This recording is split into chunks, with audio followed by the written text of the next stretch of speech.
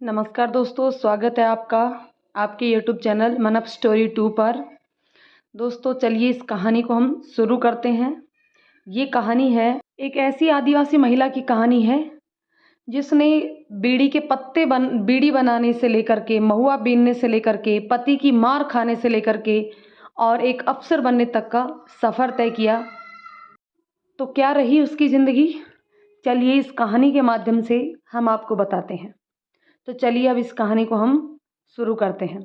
कहानी एक लड़की की है जिसका जन्म आदिवासी परिवार में हुआ था, जो अपने माँ बाप की तीसरी बेटी थी। पिछड़ा हुआ इलाका था। गांव में न टीवी था, न लाइट थी, न न्यूज़पेपर थे। किसी भी प्रकार की कोई सुविधा ही नहीं थी। केवल 10वीं तक का एक स्कूल था। गांव के सभी लोग धान की कटाई करते थे, महुआ बीनते थे, बीड़ी के पत्ते तोड़ते, ये सब काम किया करते थे। इसी प्रकार के काम भी रीना ने भी किए। गांव के अधिकतर बच्चों को स्कूल में नहीं भेजा जाता था, मगर रीना इतनी भाग्यशाली जरूर थी कि उसे स्कूल भेजा गया और वह सुबह जल्दी उठकर महुआ बीनने के लिए चली जाती या फिर बीड़ी के पत्ते तोड़ने चली जाती। उसके बाद वापस आकर 10 बजे तक स्कूल जाती। कहीं ना कहीं रीना को लगता है कि स्कूल जाने के पीछे भी एक कारण था। जब आदिवासी बच्चे स्कूल जाते हैं तो सरकार की तरफ से उनको स्कॉलरशिप मिलती है। तो उन आदिवासी परिवार के लोग चाहते हैं कि बच्चे स्कूल जाएंगे तो स्कॉलरशिप मिलेगी, इसलिए उनको स्कूल भेजते हैं। बस उनको पढ़ाई लिखाई से कोई लेना देना नहीं है, वह स्कॉलरशिप के लिए ही बच्चों को स्कूल भेज देते हैं। इसी प्रकार की धारणा के साथ रीना का भी एडमिशन हो गया। रीना अपने गांव के एकमात्र ऐसी लड़की थी जिसने 10वीं क्लास पास की।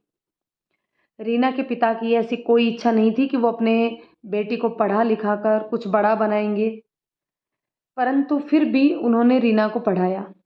गांव से 60 किलोमीटर दूर एक दूसरा विद्यालय था जिसमें रीना का एडमिशन करवा दिया गया। 11वीं में वहाँ तक जाने के लिए कोई बस थी जो आने जाने के 2 रुपये किराया लिया करती थी, लेकिन घर में इतनी आमदनी नहीं थी कि 2 रुपये भी दिया जाए। कई बार स्कूल के लिए बस नहीं मिलती तो रीना पैदल ही स्कूल जाया करती थी। 60 किलोमीटर नहीं, 6 किलोमीटर है वो डिस्टेंस। इस परेशानी को देखते हुए रीना की माँ ने उसी गांव में नौकरी शुरू कर दी जहां रीना का नया 11वीं का स्कूल था। रीना ने विज्ञान विषय लेते हुए बायोलॉजी सब्जेक्ट लेकर के डॉक्टर बनने का सपना लेकर स्कूल के लिए चली गई। रीना को भी अपने आप पर गर्व होता था कि गांव की कोई भी लड़की 10वीं तक नहीं पढ़ पाई, लेकिन वह 10वीं पास कर पाई है तो वह जरूर ही डॉक्टर बन जाएगी। इसी बीच रीना का एक रिश्ता आया जो कि एक बहुत ही बड़े परिवार से था। उस परिवार के लोग बड़े बड़े पदों पर प्रतिष्ठित थे। रीना के पिताजी को जब इस रिश्ते का पता चला तो उन्होंने बिना कुछ सोचे समझे उस रिश्ते के लिए हामी भर दी, क्योंकि वो जानते थे कि हम इतने गरीब हैं पर हमारी बेटी इतने बड़े परिवार में जाएगी तो बहुत खुश रहेगी। उन्होंने बिना कुछ सोचे समझे उस लड़के के रिश्ते की हाँ कह दी। परंतु रीना इस बात से काफ़ी परेशान थी, क्योंकि उसे अभी शादी नहीं करनी थी, बल्कि वो तो डॉक्टर बनना चाहती थी। रीना बताती है कि जब पिताजी ने कहा कि इतने बड़े घर से रिश्ता आया है तो हम मना नहीं करेंगे, तेरी किस्मत बन जाएगी बेटा। तब जिस घर से रिश्ता आया था उस लड़के के पिता ने कहा कि अभी अभी उनकी एक बेटी की डेथ हुई है, जिसका सपना भी था कि वो डॉक्टर बने। तो हम उसका सपना तो पूरा नहीं कर पाए, परंतु हम आपकी बेटी के रूप में अपनी बेटी को पाकर अगर ये पढ़ना चाहती है तो हम उसे डॉक्टर ज़रूर बनाएंगे। उसकी बात सुनकर पिताजी भी शादी करने के लिए बिल्कुल तैयार हो गए, क्योंकि कहीं ना कहीं पिताजी की इतनी हैसियत नहीं थी कि वह मुझे पढ़ा सके, पीएमटी की तैयारी करवा सके। इसलिए इस सगाई के लिए और शादी के लिए तैयार हो गए और अगले ही दिन सगाई भी कर दी गई। न पिताजी ने उनका घर देखा, न परिवार देखा, न लड़का देखा, न उसकी उम्र देखी कितनी है, क्या है, कैसा है, कुछ नहीं देखा।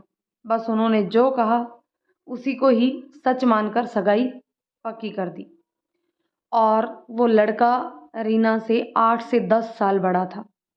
लेकिन सगाई करते टाइम जब वो लड़का और उसकी माँ और उसकी बहन वगैरह सब लोग जब रीना को देखने के लिए आए, तब रीना अपनी बहन के साथ चूल्हे के पास बैठी हुई थी। अब आगे की पूरी कहानी रीना के नज़रिए से। तभी लड़का अपनी बहन को, जो उस वक्त एमबीबीएस कर रही थी, लेकर आया।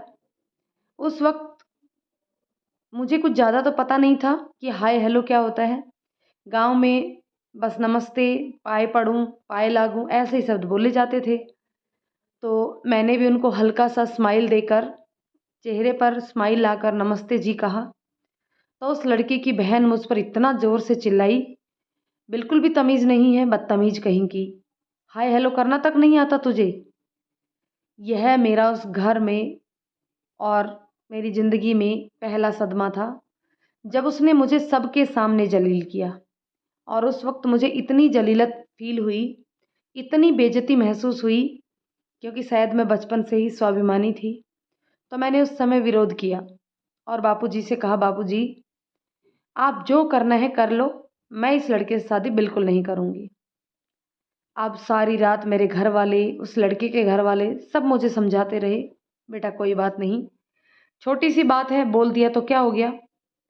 और मुझ पर इतना दबाव बना दिया गया कि मैं कुछ कर ही नहीं पाई, क्योंकि मेरी उम्र इतनी छोटी थी कि यह तो समझ रही थी मैं कि मेरी बेइज्जती कर रहे हैं ये लोग, मेरे साथ क्या ज़िंदगी कटेगा।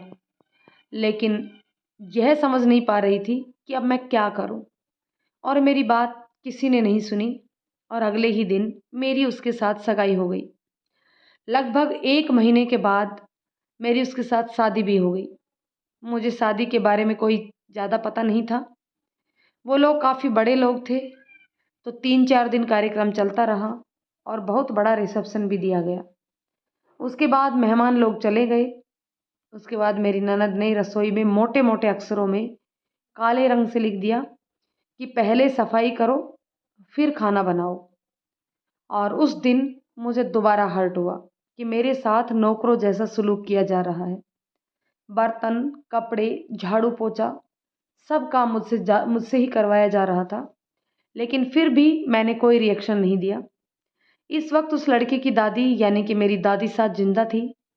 वो चल फिर नहीं पाती थी, तो उनका बेड पर ही लेटरिन बाथरूम कराना, उनकी लेटरिन बाथरूम से कपड़े साफ करना, यह सारा काम मेरा हुआ करता था। मेरे खुद के घर में हम गरीब थे, पर रूखा सूखा ही सही, पेट भर के खाना तो हमें मिलता ही था। पर यहाँ इतना सब काम करने के बाद भी भरपेट खाना भी मुझे नहीं मिलता था, ना मुझे आराम मिलता था। बाकी चीज़ें जो मेरे साथ में चालू हुई, मारना, पीटना, मुझे तो पता ही नहीं चलता था कि मुझे क्यों मारा जा रहा है। वैसे कि वहाँ के कुछ अलग ही नियम थे जिनको मुझे फॉलो करना होता था। ना डाइनिंग टेबल पर बैठना, ना सोफे पर बैठना, ना किसी से बात करनी, ना हंसना, ना बोलना ऊंची आवाज़ में। मगर बोलना भी है तो नीचे मुंडी करके बोलना है, घूंघट हमेशा निकाल के रखना है। मैं इन नियमों से बिल्कुल परिचित नहीं थी। और खाना बनाने का नियम था कि मुझे सबसे बाद में खाना खाना है, और वह भी यदि बच गया तो, वरना मेरे लिए दोबारा खाना नहीं बनेगा, जबकि खाना बनाने वाली मैं खुद थी। आधी बार तो मैं भूखी रहती थी। तो मैंने क्या किया कि मैं 2 रोटी अंडरगारमेंट्स में छुपा लेती थी और बाथरूम में जाकर सूखी ही खा लेती थी, क्योंकि सब्जी वगैरह तो मैं वहाँ छुपा कर नहीं ले जा सकती थी ना। इसलिए सूखी रोटी ही ले जाकर 2 रोटी बाथरूम में जाकर खाकर अपना पेट भर लेती थी। एक दिन मेरे बाबूजी मेरे घर पर आए। उसी समय उस दिन उन्होंने मुझे मारा था। तो मैंने मेरे बाबूजी से कहा, बाबूजी मुझे इस घर में एक पल भी नहीं रहना और आप मुझे यहाँ से लेकर चलो। तब मेरे बाबूजी ने कुछ सोच समझ कर कहा कि ठीक है, तू शाम को तैयार होकर रहना, मैं शाम को तुझे लेने आऊँगा। मैं बड़ी खुश हुई और मैं तैयार होकर बैठ गई। किंतु शाम के 4 बज गए, 5, 6, 7, 8, 9, 10, रात के 10 बज गए, मुझे कोई लेने नहीं आया। और उस दिन मैं समझ गई कि मुझे कोई भी लेने के लिए आने वाला नहीं है। अब जो भी है, जीना मरना सब यही करना है। मुझे कोई बचाने के लिए नहीं आने वाला है। उसके बहुत सारे अफेयर्स भी थे। वह कभी घर आता था, कभी नहीं आता था। जब भी घर आता था तो मुझे मारने के लिए ही आता था। उसने कितनी बार मुझे मारा था। अब मेरी मानसिक स्थिति यह हो गई थी कि अब मैं ये सोचने लगी थी कि मैं इन सब का मर्डर कर दूंगी। फिर डर लगता था कि फिर तो मैं जेल चली जाऊंगी। एक छोटे बच्चे के दिमाग के हिसाब से, जो कि मेरी उम्र 17-18 साल के बच्चे का दिमाग था, उस समय सोचती थी कि अगर मैं इनको मार दूंगी तो मैं इनकी बॉडी को ठिकाने कैसे लगाऊंगी। इस तरीके की मानसिकता आने लगी थी मेरे दिमाग में। इसी बीच मेरी तबीयत खराब हो गई और काफ़ी दिन से मुझे खांसी चल रही थी, बुखार भी आ रहा था। तो मैंने अपनी ननद, जो उस समय एमबीबीएस कर रही थी, उससे कहा कि मुझे दवाई ला कर दे दो, मेरी तबीयत खराब हो रही है। उन्होंने मुझे एक बार में तो नहीं सुना, लेकिन कुछ समय बाद उन्होंने मुझे दवाई ला कर दी और कहा कि यह दवाई पी लेना। परंतु मैं पढ़ी लिखी तो थी नहीं, ज़्यादा पढ़ी लिखी नहीं थी। वैसे तो पढ़ी लिखी थी, परंतु इंग्लिश वगैरह मुझे बिल्कुल नहीं आती थी। तो दवाई पर क्या लिखा है, और मैंने उस दवाई को पी लिया। जब मेरी आंखें खुली तो मैं एक लावारिस क्रिश्चियन हॉस्पिटल में भर्ती थी, और जो मेरी कंडीशन थी कि मैं बेड पर ही यूरिन करती थी। मैं इतनी कमज़ोर हो गई थी कि ना मैं चल सकती थी और ना ही मैं बिस्तर बिस्तर से उठकर बैठ सकती थी। बस पड़े पड़े छत पर चलने वाले पंखे को लगातार देखती रहती थी। फिर भी मैं सोचती थी कि मुझे मरना नहीं है, मुझे मरना नहीं है। इसी बीच मुझे पता चला कि मैं प्रेग्नेंट थी, पर मुझसे कोई मिलने नहीं आया, कोई घर ले जाने नहीं आया। डॉक्टर ने मुझे बताया कि मुझे कुछ खिला दिया गया है। उस समय पोस्ट कार्ड, अंतर्देशी कार्ड इस तरीके के हुआ करते थे। चिट्ठियाँ 7 से 8 दिन में घर पहुंचती थी। तो मैंने मेरे पिताजी को चिट्ठी लिखी और मैंने बताया कि इस तरीके से मैं बीमार हूँ और अस्पताल में भर्ती हूँ, मैं चल फिर नहीं सकती, ऐसी स्थिति है। फिर मुझे अस्पताल से घर लाने के बाद मुझे मेरे मायके भेज दिया। जब मैंने मेरे बाबूजी से कहा कि बाबूजी, अब मैं वहाँ बिल्कुल नहीं जाऊँगी, उस समय बाबूजी ने जो बात बोली, उसके बाद से तो मेरा रिश्तों पर से ही विश्वास उठ गया। और उन्होंने मुझे कहा कि बेटा, अगर धारा के विपरीत बहेगी तो कहीं नहीं पहुंच पाएगी। मैं उसका अर्थ समझ गई कि जो तेरे साथ हो रहा है उसको सहन कर, और उसके विपरीत कुछ भी करेगी तो हम लोग तेरे साथ बिल्कुल नहीं हैं। फिर यह ही समझा दिया कि जब बच्चा हो जाता है तो सब ठीक हो जाता है। जब एक बच्चा हो जाएगा तो सब ठीक हो जाएगा।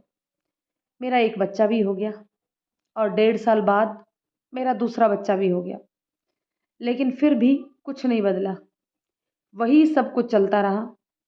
मेरे पूरे हाथ कटे हुए हैं, मेरी पीठ जली हुई है, मेरे माथे पर कई जगह से फूटा हुआ है।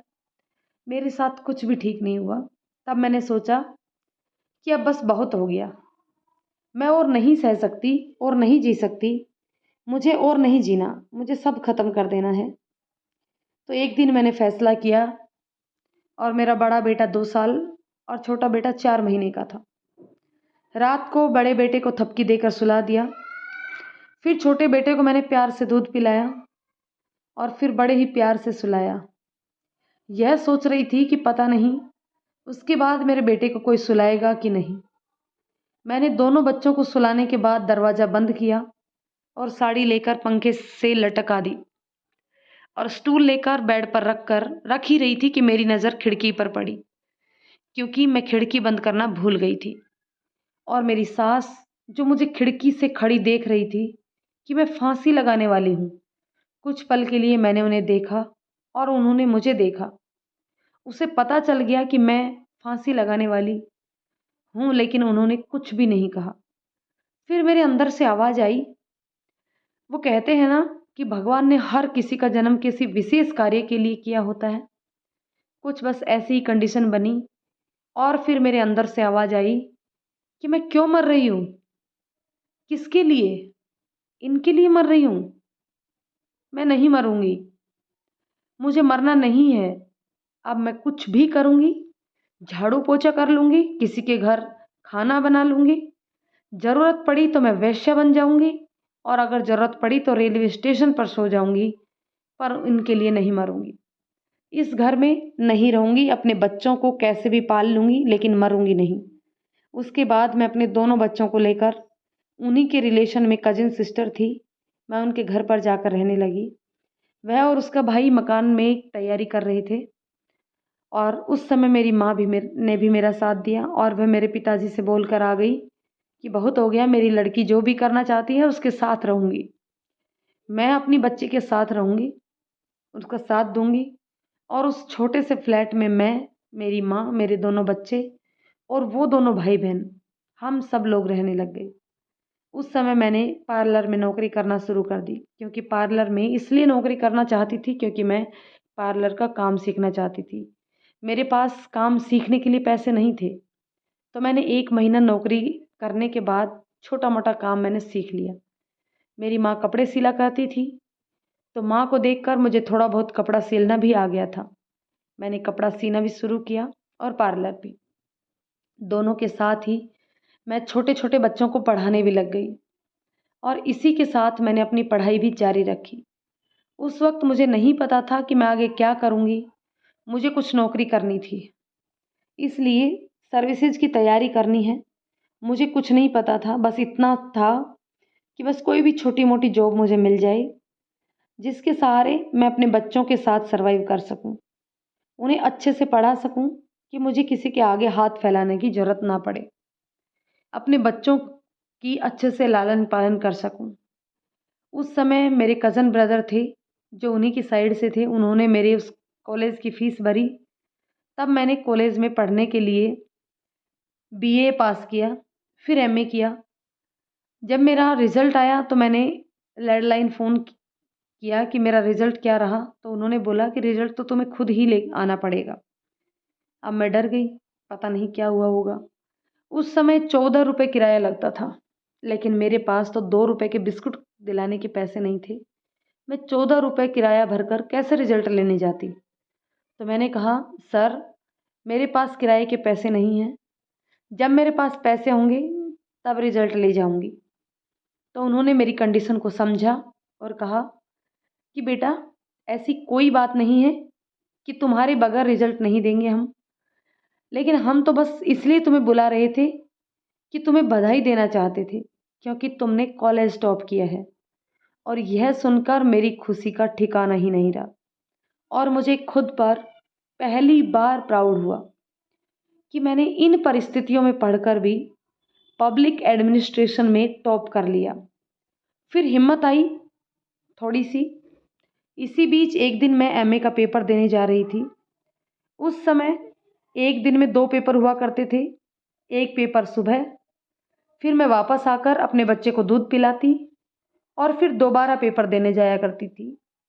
तो एक पेपर देकर मैं आ गई थी और अपने बच्चे को दूध पिला रही थी कि तभी मेरा पति आ गया और मुझे बिना बात के ही इतना मारा, लेकिन मुझे लग ही नहीं रही थी। मुझे दर्द नहीं हो रहा था। मुझे तो बस ये था कि जल्दी-जल्दी ये मार ले, जो भी मारना है, जो भी करना है। मार-वार के जल्दी से मुझे फ्री करे, यहाँ से जाए, ताकि मैं अपना दूसरा पेपर देने जा सकूँ। तब उसने मारपीट करके एक बाल्टी में यूरिन किया और वह पूरा का पूरा यूरिन की बाल्टी उठाकर मेरे ऊपर डाल दी। मेरे पास 2 ही जोड़ी कपड़े थे, मैं क्या करती? एक जोड़ी कपड़े गंदे हो रखे थे और दूसरे पर यूरिन कर दिया। अब मेरे पास पहन के जाने को कोई कपड़ा नहीं था। तब मैंने कज़िन सिस्टर से कहा कि मुझे अपना कुछ कपड़ा दे दे ताकि वह पहनकर मैं एग्ज़ाम देने जाऊँ। तब उसने मुझे अपना कुछ कपड़े दिए, वो बहुत ज़्यादा हेल्दी थी। जो उन्होंने कपड़े दिए वो मुझे 3 गुना बड़े आ रहे थे, लेकिन फिर भी मैं उसके कपड़े पहनकर एमए का सेकंड पारी का एग्ज़ाम देने के लिए गई। यह सब सिचुएशन उस समय चल रही थी और मैं एक नौकरी ढूँढ रही थी। उस समय एक रोज़गार निर्माण पेपर आया करता था, जो ₹4 का मिलता था, लेकिन अगर पुराना पेपर लेती थी तो ₹2 का मिल जाता था। तो मैं हमेशा 1 सप्ताह पुराना पेपर खरीदती थी और उसमें जो भी वैकेंसी निकलती थी, उसके बारे में पढ़ती थी। जो ऐसे ही एक बार सिविल सर्विसेज की पोस्ट निकली और उस वक़्त मुझे नहीं पता था कि क्या होता है ये, क्या नहीं होता। बस उस वक्त मुझे सैलरी नज़र आ रही थी, जिसमें 12,000 रुपये बेसिक सैलरी थी। बस मैं तो सैलरी को देखते ही मैंने सोच लिया कि अगर मेरा यह एग्ज़ाम क्लियर हो जाता है तो बस अपने तो सही हो जाएगा, बच्चे भी आराम से पढ़ पाएंगे। बस उस वक्त मुझे सिर्फ़ और सिर्फ 12,000 रुपये दिख रहा था। बाकी अलाउंस वगैरह जोड़ करके 15,000 रुपये आराम से महीने के कमाने लग जाऊंगी। बस यही सोचकर मैंने उसका फॉर्म भर दिया। उस वक्त मुझे नहीं पता था कि एग्ज़ाम क्वालिफाई करने के बाद तेरे पास इतनी पावर हो जाएगी या कुछ और हो जाएगा। बस मुझे तो चाहिए था कि इतने पैसे मिल जाएंगे कि मैं आराम से अपने बच्चों की परवरिश कर पाऊंगी। फिर मैंने सोचा कि लोगों को एग्ज़ाम में चीज़ें एक एक बार में याद हो जाती होंगी, किसी को 2 बार में हो जाती होंगी, किसी को 3 बार में, मुझे 5 बार में या 7 बार में याद हो जाएंगी। और फिर भी अगर नहीं हुई तो मैं 100 बार में याद करूँगी, लेकिन एग्ज़ाम तो मैं ज़रूर दूँगी। मेरे बच्चे छोटे थे तो मैं छत पर जाकर पढ़ती थी, मेरी माँ मेरे बच्चों को संभालती थी। एक बार मैं छत पर जाकर पढ़ रही थी तो मेरा छोटा बच्चा रोने लगा, तो मेरी माँ ने मुझे बताया कि बहुत देर हो गई है, बच्चा रो रहा है, उसको दूध पिला दे। मैंने बच्चे को दूध पिलाने के लिए मैं नीचे आ गई। जब मैंने वापस जाकर देखा तो मेरी किताब पर कुत्ता सूसू करके चला गया। अब वह छोटी सी किताब फूल कर इतनी बड़ी हो गई कि अब मैं क्या करूं। किताब लगभग 400 रुपये की आती है, मेरे पास पैसे थे नहीं। मैंने किताब को सुखाया, शिव जी का आशीर्वाद समझकर मैंने उसी किताब को पढ़ा कि मैं शिव जी की भक्त हूँ और मैं इस किताब को पढ़कर एग्ज़ाम दूंगी। उस किताब को पढ़कर मैंने फर्स्ट टाइम में ही प्रीलिम्स निकाल लिया। जब मेरा प्रीलिम्स क्लियर हुआ तो मेरी माँ को लगने लगा कि ज़रूर मैं कुछ कर पाऊँगी। तो मेरी माँ थोड़ी सी पूजा पाठ में विश्वास करती थी, सारे पूजा पाठ करती, और उन्होंने पंडित जी से मेरा हाथ दिखाया। तो पंडित जी ने 2 से 3 बार मेरा हाथ देखा और बताया कि इसके हाथ में सरकारी नौकरी की रेखा नहीं है।